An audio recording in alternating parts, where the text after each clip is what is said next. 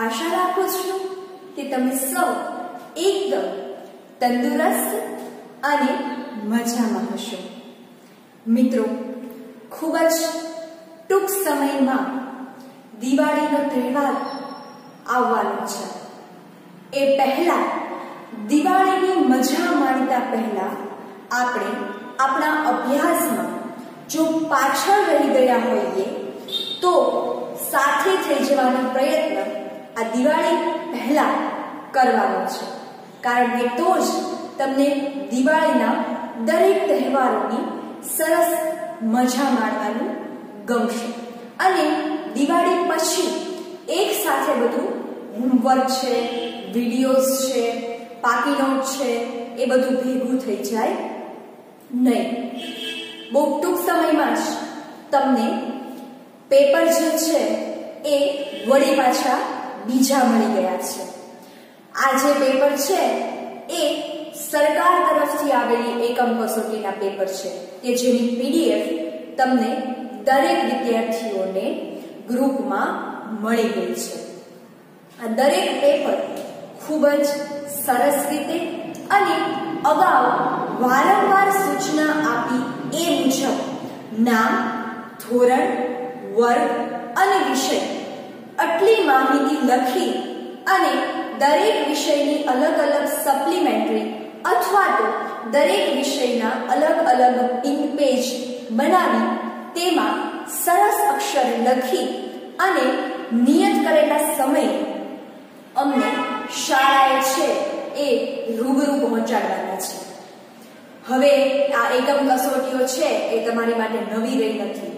માટે જે વારંવાર સૂચના આપવામાં આવેલી છે તે તમામ બાબતોનું ધ્યાન રાખી અને પછી અમને પેપર છે પહોંચાડવા આવવા.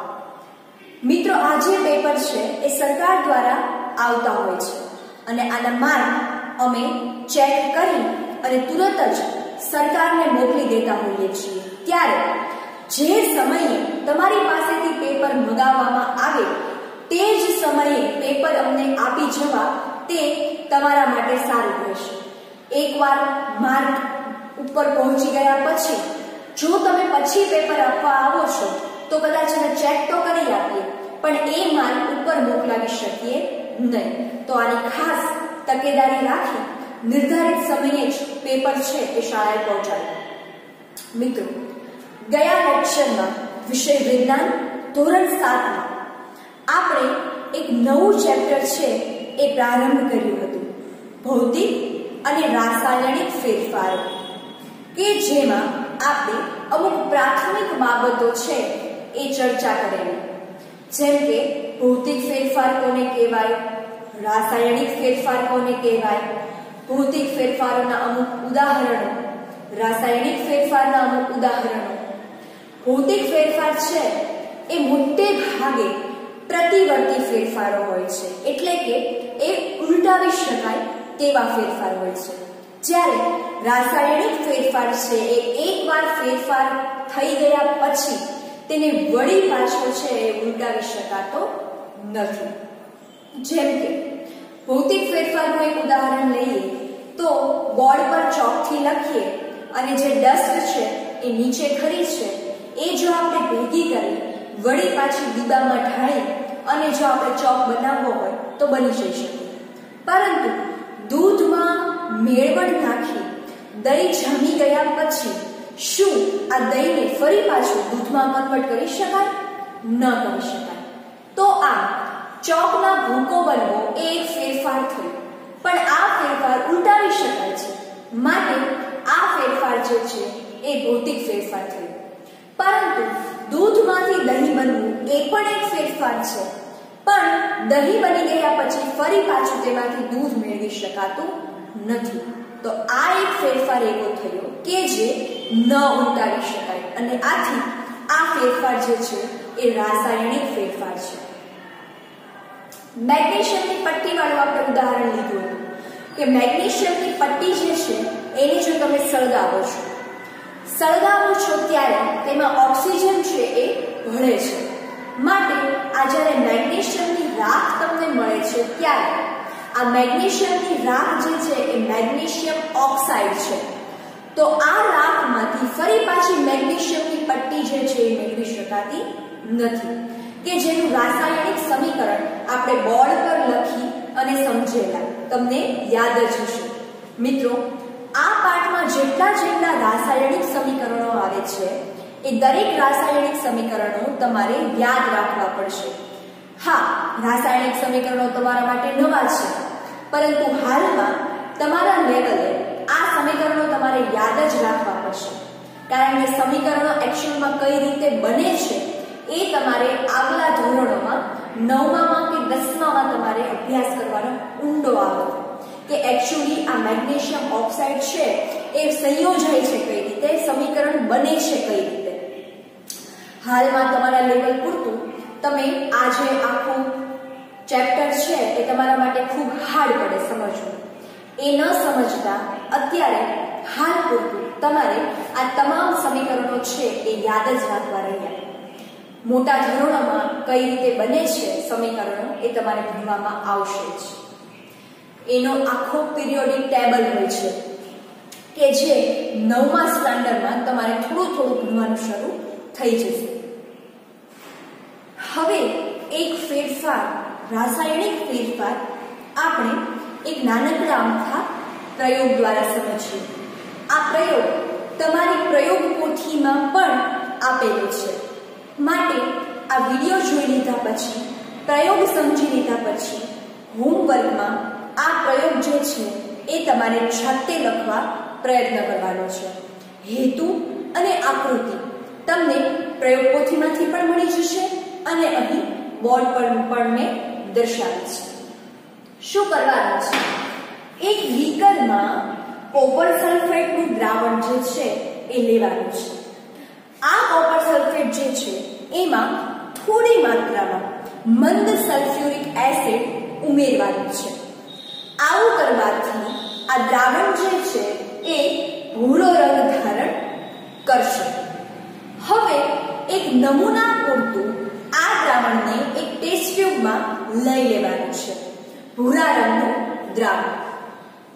એ પછી વપરાયેલી શેવિંગ બ્લેડ અથવા તો ખીલી જે છે એ તમારે આ દ્રાવણમાં નાખવાની છે. અહીં આપણે આ પ્રયોગમાં વપરાયેલી શેવિંગ બ્લેડ જે છે એ વાપરી છે. તો આ દ્રાવણમાં વપરાયેલી શેવિંગ બ્લેડ નાખી અને તેને હલાવ્યા વગર અડધો કલાક સુધી પડ્યું રહેવા દેવાનું છે. અને પછી આ શેવિંગ જે બ્લેડ છે એ દ્રાવણની બહાર કાઢવાની છે. તો તમે જોશો કે શું દ્રાવણના રંગમાં કોઈ પરિવર્તન થયું, એનું અવલોકન કરવાનું છે. અવલોકન કરવાથી ખ્યાલ પડશે કે હા, પહેલા જ્યારે શેવિંગ બ્લેડ દ્રાવણમાં નહોતી નાખી ત્યારે દ્રાવણનો રંગ જે છે એ ભૂરા કલરનો હતો, પરંતુ અડધો કલાક સુધી તેમાં વપરાયેલી શેવિંગ બ્લેડ નાખવાથી તે દ્રાવણ લીલા રંગનું બને છે. આવું શું કામ થાય છે? ચાલો આપણે એક સમીકરણથી સમજીએ. તો એક્ચ્યુઅલી આ જે ઘટના બની રંગ પરિવર્તનની, શું થયું તો આ રંગમાં પરિવર્તન આવ્યું એ ચર્ચા કરીએ. પહેલા આપણી પાસે એક જે બીકર હતું એમાં આપણી પાસે કોપર સલ્ફેટનું દ્રાવણ હતું કે જે વાદળી રંગનું એટલે કે ભૂરા રંગનું હતું. હવે આપણે શું કર્યું? એમાં વાપરેલી જે બ્લેડ છે એ નાખી.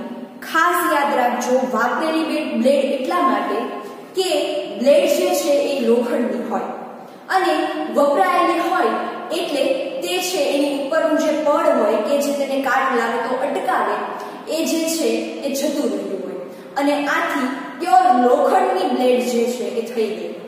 આથી બ્લેડ જે છે એટલે કે આયન, લોખંડનું વૈજ્ઞાનિક નામ જે છે એ આયન છે.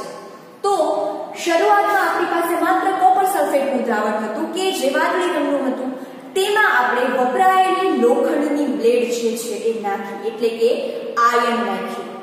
અડધો કલાક સુધી આ આયન જે છે એ કોપર સલ્ફેટના દ્રાવણમાં પડ્યું રહેવાને કારણે તેની અંદર રાસાયણિક પ્રક્રિયા થઈ અને આ પ્રક્રિયાને અંતે શું મળ્યું તો કે આયર્ન સલ્ફેટનું દ્રાવણ અને કોપર જે છે એ અવક્ષેપ સ્વરૂપે છૂટું પડ્યું. જુઓ, આ પ્રક્રિયા જે છે એને આમ તો વિસ્થાપનની પ્રક્રિયા કહેવાય, જે તમારે મોટા ધોરણોમાં ભણવાનું આવશે. વિસ્થાપન પ્રક્રિયા એ એકચ્યુઅલી છે શું? તમારે જો પહેલી બેન્ચે બેસવું છે અને પહેલી બેન્ચ જો 4 જણાથી ફૂલ છે તો તમે શું કરશો? એક જણાને ત્યાંથી ઊભો કરી અને તમારા સ્થાને બેસાડશો અને તમે પહેલી બેન્ચે તેના સ્થાને બેસશો, બરાબર ને? તો આ પ્રક્રિયા વિસ્થાપનની પ્રક્રિયા થઈ. આ સમીકરણમાં કંઈક આવું જ છે. શરૂઆતમાં કોપર સલ્ફેટ જે છે એ બોન્ડ બનાવીને કોપર સલ્ફેટનું દ્રાવણ સંયોજન સ્વરૂપે હતું. હવે તેમાં આપણે લોખંડ છે એ નાખ્યું. આથી લોખંડ શું કરે છે તો કે કોપર સલ્ફેટના દ્રાવણમાંથી કોપરને છે એ છૂટો પાડે છે અને પોતે જે છે એનું સ્થાન લઈ લે છે. આથી નિપજ સ્વરૂપે આપણને આયર્ન સલ્ફેટ મળે છે અને કોપર જે છે એ છૂટો પડે છે. કેવી રીતે? તો કે અહીંયા જેમ લોખંડ છૂટું હતું તેવી રીતે. તો જે રંગ પરિવર્તન આવ્યું એ શેના કારણે આવ્યું તો કે જે આયર્ન સલ્ફેટનું દ્રાવણ છે એ હવે લીલા રંગનું હોય, જેવી રીતે કોપર સલ્ફેટનું દ્રાવણ વાદળી રંગનું હોય. અહીંયા જે દ્રાવણનો રંગ જે છે એ તેમાં હાજર પદાર્થને આધારે હોય. અહીં કોપર હાજર હતું માટે વાદળી રંગ, અને અહીં આયર્ન હાજર છે માટે તેનો રંગ બની જાય છે લીલો. તો આ એક પ્રકારનો રાસાયણિક ફેરફાર થઈ ગયો. હવે આપણી પાસે આ લીલા રંગનું દ્રાવણ એટલે કે આયર્ન સલ્ફેટ હાજર છે. ગમે તેમ કરવા છતાં પણ આ આયર્ન સલ્ફેટમાંથી ફરી પાછું આપણને કોપર સલ્ફેટ જે છે એ મળી શકશે નહીં. એટલે કે લીલા રંગનું દ્રાવણ થઈ ગયા પછી કોઈ પણ સંજોગોમાં આપણે તેને ભૂરા રંગના દ્રાવણમાં કન્વર્ટ કરી શકશું નહીં. તો આ એક પ્રકારનું રાસાયણિક ફેરફાર થયો કે જે પ્રયોગને આધારે આપણે સમજી શકીએ. આ પ્રયોગ પોથીમાં પણ આપ્યો છે. અન્ય એક ઉદાહરણ સમજીએ રાસાયણિક ફેરફારનું. વિનેગર છે એનાથી તમે કદાચ પરિચિત હશો. ઘણીવાર જો તમે યુટ્યુબમાં 5 મિનિટ્સ ક્રાફ્ટ એવું જોવો તો મોસ્ટ ઓફ વિનેગરનો યુઝ એમાં બતાવતા હોય છે. આ ઉપરાંત મોસ્ટ ઓફ ચાઇનીઝ આઇટમ જે છે એમાં વિનેગરનો યુઝ જે છે એ થયો જ હોય છે. તો આ વિનેગર છે એ એક ટેસ્ટ ટ્યુબમાં લઈ તેમાં ચપટી ખાવાનો સોડા એટલે કે બેકિંગ સોડા જે છે એ એડ કરવાનો છે. આવું કરવાથી તમને આ વિનેગરની જે ટેસ્ટ ટ્યુબ છે એમાં પરપોટા ઉત્પન્ન થતા દેખાશે. આમ થવાથી આકૃતિમાં દર્શાવ્યા મુજબની તમારે ગોઠવણ કરવાની છે કે ભાઈ એક ટેસ્ટ ટ્યુબ છે, બરાબર છે, એમાં વિનેગર અને બેકિંગ સોડા એડ કરેલા છે. હવે ઉપર જે બૂચ લગાવેલું છે, શું કામ? કારણ કે આ બૂચ લગાવીએ તો જ આ જે નળી છે એમાં જે પરપોટા ઉત્પન્ન થયા છે એ ગેસ એમાં જશે. જો સમગ્ર ટેસ્ટ ટ્યુબ ઓપન હશે, ખુલ્લી હશે, તો આ બધા જ પરપોટા બધી બાજુથી વાતાવરણમાં ચાલ્યા જશે અને આપણે જે ધાર્યું પરિણામ જોતું છે એ મળશે નહીં. માટે ટેસ્ટ ટ્યુબમાં એક હોલવાળું બૂચ લગાવી દેવાનું છે અને આ હોલમાં એક પાઇપ લગાડી અને એનો બીજો છેડો જે છે એ બીજી ટેસ્ટ ટ્યુબમાં મૂકવાનો છે અને આ બીજી ટેસ્ટ ટ્યુબમાં ચૂનાનું પાણી ભરવાનું છે. હવે મિત્રો, અહીં જે બેકિંગ સોડા એડ કર્યા, વિનેગરમાં એડ કર્યા પછી જે પરપોટા ઉત્પન્ન થાય છે, તમને ખબર છે કે પરપોટા ક્યારે ઉત્પન્ન થાય કે જ્યારે તેમાંથી કોઈ વાયુ ઉત્પન્ન થતો હોય. આ વાયુ જે છે એ આ નળી મારફત જે છે એ અહીં બીજી ટેસ્ટ ટ્યુબમાં કે જેમાં ચૂનાનું પાણી છે તેમાં આવશે અને આ જે વાયુ નીકળ્યો છે એ કયો વાયુ છે તો કાર્બન ડાયોક્સાઇડ વાયુ છે. વિનેગર પ્લસ બેકિંગ સોડા આ બંને વચ્ચે રાસાયણિક પ્રક્રિયા થવાથી ઉત્પન્ન થતો વાયુ જે છે એ કાર્બન ડાયોક્સાઇડ છે અને આ કાર્બન ડાયોક્સાઇડ વાયુ જે છે તેને કારણે આ જે પાણી, ચૂનાનું જે પાણી છે એ દૂધિયા કલરનું બનશે, કે જે સાબિત કરે છે કે કાર્બન ડાયોક્સાઇડ વાયુ હાજર છે. ચૂનાના પાણીમાં કાર્બન ડાયોક્સાઇડ વાયુ ભળે એટલે એનો રંગ આપોઆપ દૂધિયો બની જાય છે, અને આ દૂધિયો રંગ એ પ્રમાણ કરે છે કે ભાઈ તેમાં કાર્બન ડાયોક્સાઇડ વાયુ મળ્યો છે. અને આ કાર્બન ડાયોક્સાઇડ વાયુ આપણને શેમાંથી પ્રાપ્ત થયો? વિનેગર અને બેકિંગ સોડા મારફત. તો આ એક રાસાયણિક પ્રક્રિયા છે. એકવાર આ બંનેની રાસાયણિક પ્રક્રિયા થઈ ગયા પછી, કાર્બન ડાયોક્સાઇડ વાયુ છૂટો પડી ગયા પછી કાર્બન ડાયોક્સાઇડ વાયુ એમાં એડ કરો તો પણ વિનેગર અને બેકિંગ સોડા બંને એકબીજાથી અલગ આપણને પ્રાપ્ત થઈ શકતા નથી. એટલે કે આ ફેરફાર ઉલટાવી શકાય નહીં, અને આ એક પ્રકારનો રાસાયણિક ફેરફાર થયો. તો મિત્રો, આ જે ફેરફાર છે એને હવે આપણે રાસાયણિક સમીકરણ દ્વારા જોઈએ. આ પ્રાયોગિક દ્રષ્ટિએ જોયું હતું. હવે ખરેખર વિનેગર અને બેકિંગ સોડા મિક્સ થવાથી કાર્બન ડાયોક્સાઇડ કઈ રીતે ઉત્પન્ન થાય છે તે આપણે રાસાયણિક સમીકરણ મારફતે જોઈએ. તો મિત્રો, અહીં બે સમીકરણો છે એ લખેલા છે. એક સમીકરણ કે જે આપણે પહેલી ટેસ્ટ ટ્યુબમાં કર્યું કે જેનાથી આપણને કાર્બન ડાયોક્સાઇડ મળ્યો, અને બીજું સમીકરણ કે જે બીજી ટેસ્ટ ટ્યુબમાં આપણને દૂધિયો રંગ પ્રાપ્ત થયો. ચૂનાનું પાણી જે છે એ સફેદ કલરનું હોય અને એમાં કાર્બન ડાયોક્સાઇડ જ્યારે ભળ્યો ત્યારે એ દૂધિયા રંગનો બને છે. તો આમ બંને જે પ્રોસેસ છે એ આપણે સમીકરણ દ્વારા સમજીશું. પ્રથમ ટેસ્ટ ટ્યુબમાં આપણે શું કર્યું હતું? તો કે વિનેગર, કે જેનું રાસાયણિક જે નામ છે એ છે એસિટિક એસિડ, તેમાં ચપટી ખાવાનો સોડા એટલે કે બેકિંગ સોડા, કે જેનું રાસાયણિક નામ છે, વૈજ્ઞાનિક નામ છે સોડિયમ હાઇડ્રોજન કાર્બોનેટ.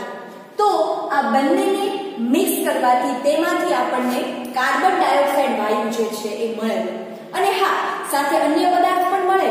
પરંતુ અહીં આ ચેપ્ટર પૂરતું, તમારા લેવલ પૂરતું આપણે અહીં કાર્બન ડાયોક્સાઇડનું જ માત્ર કામ છે, માટે અન્ય પદાર્થને ધ્યાને ન લેતા આપણે માત્ર કાર્બન ડાયોક્સાઇડ વાયુ જે છે એને આપણે ખ્યાલમાં લઈએ. તો આ થઈ ગઈ પહેલી ટેસ્ટ ટ્યુબ કે જેની બૂચવાળી હતી. એ ટેસ્ટ ટ્યુબમાં આ પ્રોસેસ થઈ. બેકિંગ સોડા, વિનેગરથી કાર્બન ડાયોક્સાઇડ જે છે એ ઉત્પન્ન થયું રાસાયણિક પ્રક્રિયાને ઝરીએ. હવે આ કાર્બન ડાયોક્સાઇડ જે છે એ પેલી નળી મારફતે બીજી ટેસ્ટ ટ્યુબમાં જાય છે. આ બીજી ટેસ્ટ ટ્યુબમાં શું છે? ચૂનાનું પાણી છે.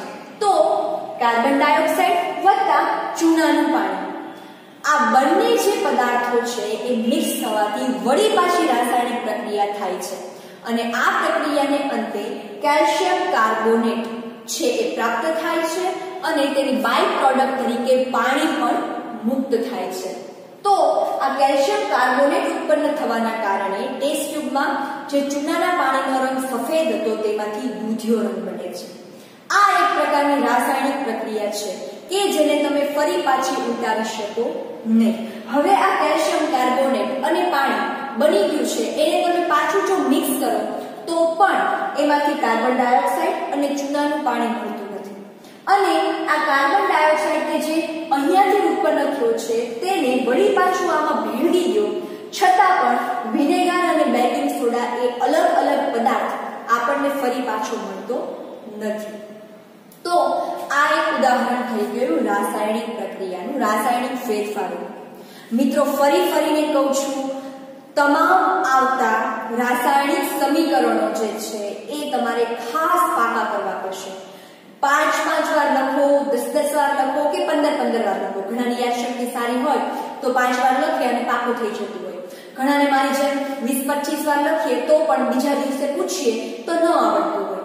તો આવું થાય તો ફરી તમારી જાતે ને જાતે આ બધા જ સમીકરણો જે છે, ભલે તમને આવા રાસાયણિક સૂત્રો ન આવડે કે ભાઈ પાણીને H2O કહેવાય, કાર્બન ડાયોક્સાઇડને કાર્બન ડાયોક્સાઇડને CO2 કહેવાય, કેલ્શિયમ કાર્બોનેટને CaCO3 કહેવાય, એવું ન આવડે તો આ લેવલે તમને ચાલશે.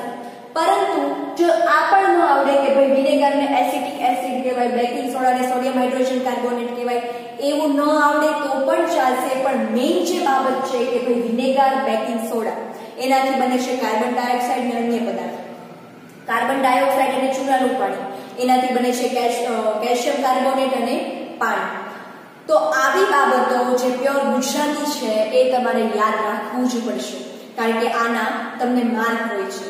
તમને કોઈ પણ રાસાયણિક ફેરફાર છે એ તમને ઉદાહરણ સહિત મોટા પ્રશ્નમાં પૂછાઈ શકે, અને કાં તો એમસીક્યુ ખરા ખોટા ખાલી જગ્યામાં આ સમીકરણોનો ઉપયોગ લઈ અને ઘણા બધા પ્રશ્નો તમને પૂછાઈ શકે.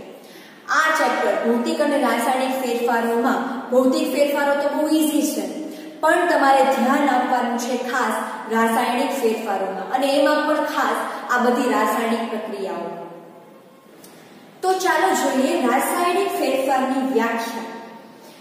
જે પ્રકારના ફેરફારમાં એક કે પછી એક કરતાં વધારે નવા પદાર્થો નિર્માણ પામતા હોય તેવા ફેરફારને રાસાયણિક ફેરફાર કહેવાય. રાસાયણિક ફેરફારને રાસાયણિક પ્રક્રિયા પણ કહેવાય છે, કારણ કે રાસાયણિક પ્રક્રિયા થાય છે ત્યારે જ તો રાસાયણિક ફેરફાર છે સંભવ બનતો હોય છે. તો આમ એક કરતાં વધારે નવા પદાર્થો નિર્માણ પામતા હોય તેને કહેવાય રાસાયણિક ફેરફાર. અને હા, સાથે એ પણ યાદ રાખવાનું થાય કે રાસાયણિક ફેરફાર જે છે એ પ્રતિવર્તી હોતા નથી, એટલે કે ઉલટાવી શકાતા નથી. તો મિત્રો, આજનો લેક્ચર આપણે અહીં સુધી અટકાવીએ છીએ. રાસાયણિક ફેરફારો છે એ મોસ્ટ ઓફ આપણે સમજી લીધા છે. હવે આવતા લેક્ચરમાં આપણે આ ચેપ્ટરનો અંતિમ પડાવ જે છે એ પૂર્ણ કરીશું, અને આવતા લેક્ચરમાં આ ચેપ્ટર જે છે એ પૂર્ણ જાહેર કરીશું.